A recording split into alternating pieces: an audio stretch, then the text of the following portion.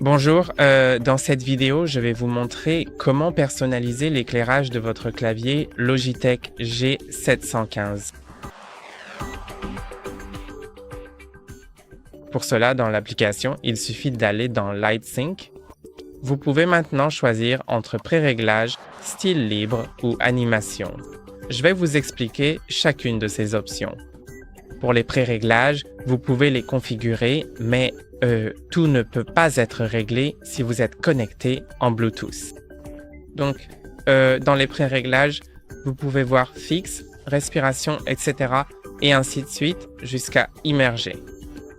Donc, ces options peuvent être configurées en Bluetooth, mais les compressées et les suivantes ne peuvent être réglées que si vous êtes connecté via le transmetteur.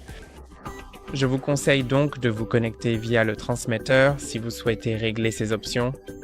Donc, le tout premier sera simplement une couleur que vous pouvez régler sur n'importe quelle couleur que vous souhaitez, ce que vous préférez le plus.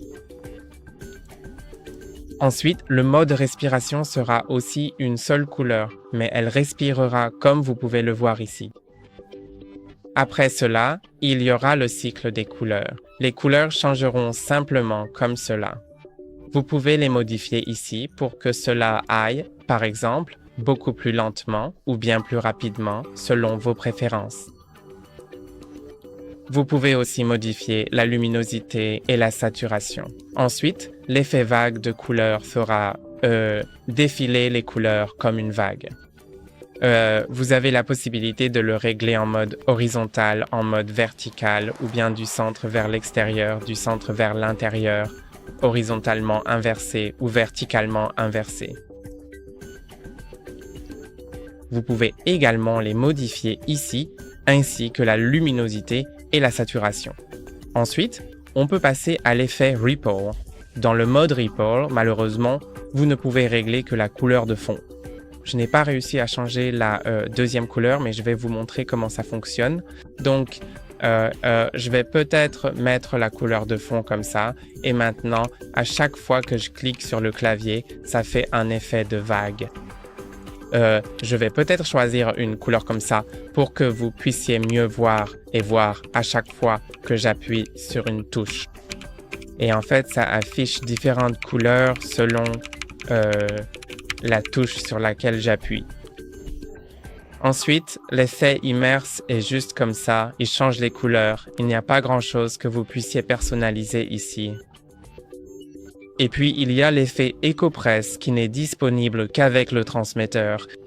Ici, vous pouvez choisir la couleur de fond et la couleur de l'écho, ainsi que leur vitesse. Donc, je vais augmenter la vitesse. Vous pouvez voir que lorsque j'appuie sur certaines touches, elles changent de couleur. Quand je règle sur une vitesse plus lente, la couleur reste plus longtemps. Ensuite, il y a l'effet Starlight. Ici, c'est juste la couleur de fond et certaines touches s'allument de temps en temps. Vous pouvez régler la couleur du ciel, la couleur des étoiles, le nombre d'étoiles et la vitesse. Voilà, c'est à peu près comme ça que ça fonctionne. Ensuite, il y a aussi le Screen Sampler, mais je n'ai pas vraiment compris à quoi ça sert. Et l'Audio Visualizer. Donc, si vous jouez un son sur votre clavier, il le visualisera. Vous pouvez choisir le mode de couleur, fixe, réactif ou dégradé. Et vous pouvez aussi modifier les paramètres avancés. Je pense que les paramètres avancés peuvent être modifiés dans quelques autres options. Donc, cela dépend simplement de l'effet que vous souhaitez obtenir. Passons maintenant au mode Freestyle. Ici, vous pouvez choisir, ajouter différents pré-réglages, créer vos propres pré-réglages et personnaliser chaque touche et lumière, comme vous pouvez le voir ici. Je l'ai personnalisé de cette façon. Donc, pour faire cela, vous pouvez soit utiliser ce mode de sélection. Donc, d'abord, vous sélectionnez la touche ou la LED qui se trouve sur les côtés. Comme ça.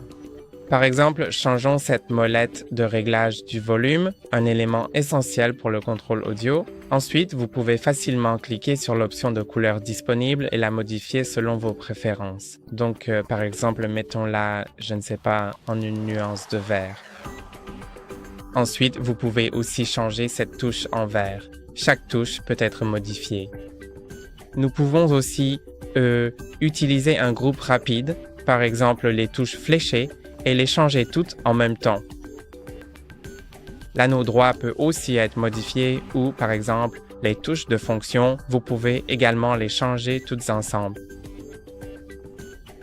Donc, voilà comment cela fonctionne, mais il existe aussi un autre mode de sélection où vous choisissez d'abord une couleur, disons orange, puis vous sélectionnez les touches que vous souhaitez colorer avec cette couleur. Donc, je vais faire les touches VASD et aussi, faisons par exemple 1, 2, 4, 5, 7, 8, 0, tiret. Et voilà comment utiliser le mode freestyle. Vous pouvez aussi cliquer sur d'autres styles freestyle si vous en avez configuré ou cliquer sur ajouter un nouveau freestyle pour en ajouter d'autres et vous pouvez facilement passer de l'un à l'autre ici. Ensuite, il y a les animations. Vous pouvez donc simplement le régler sur des animations comme contrasté, éclairage, vague océanique, rouge, blanc et bleu. C'est aussi simple que ça, mais vous pouvez également ajouter une nouvelle animation. Et ici, c'est un peu plus compliqué, mais vous pouvez le configurer vous-même. Donc, voici différents cadres que je peux modifier. Je peux ajouter plus de cadres. Alors, prenons par exemple une valeur de 200. D'accord. Donc, c'est la durée de ces différentes animations.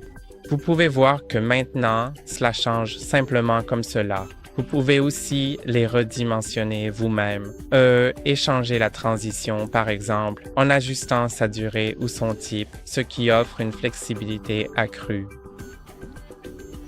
Donc maintenant, si je la lance, elle va s'éteindre puis passer à cette couleur, comme vous pouvez clairement le voir, mais je peux également changer la transition pour qu'elle commence différemment, comme cela, par exemple.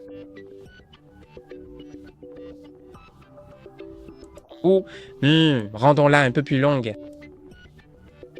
Donc, vous pouvez en fait changer la durée comme vous le souhaitez, puis je vais choisir un autre type de transition ici. Et maintenant, cela va fonctionner comme cela, comme vous pouvez le voir ici, très clairement.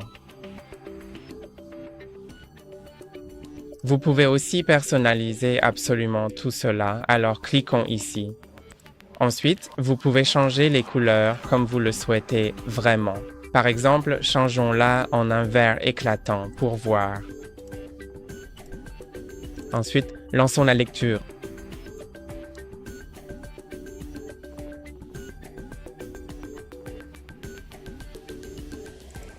Et je pense que cela n'a absolument pas changé, donc changeons-le ici aussi, à cet endroit précis.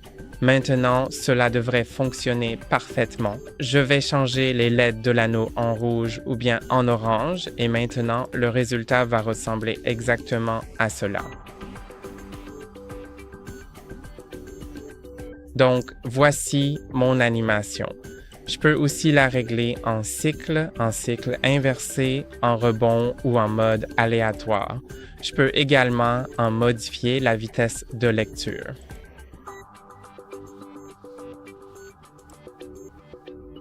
En fait, quand c'est réglé sur aléatoire, vous ne pouvez pas voir la lecture, mais vous pouvez voir sur mon clavier comment ça fonctionne. Je vais le remettre en cycle et maintenant, c'est un peu comme ça.